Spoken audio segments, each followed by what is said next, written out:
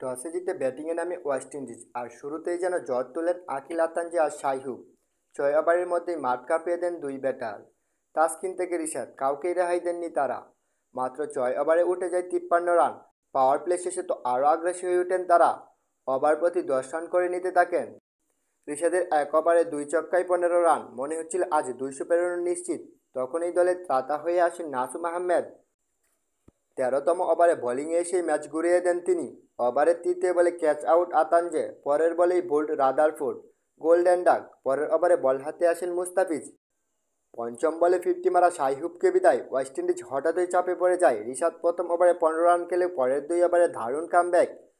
মাত্র 5 রান দিয়ে তুলে নেন জ্যাসন ও পাওয়েলকে। 118 রানে 6 উইকেট হারিয়ে পুরোপুরি ধসে পড়ে ওয়েস্ট ইন্ডিজ।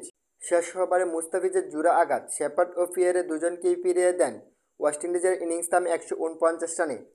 যেখানে একসময় 200 পার হওয়ার স্বপ্ন দেখছিল তারা, সেখানে শেষ 10 ওভারে 8 উইকেট হারায় নিতে পারে মাত্র 56 রান।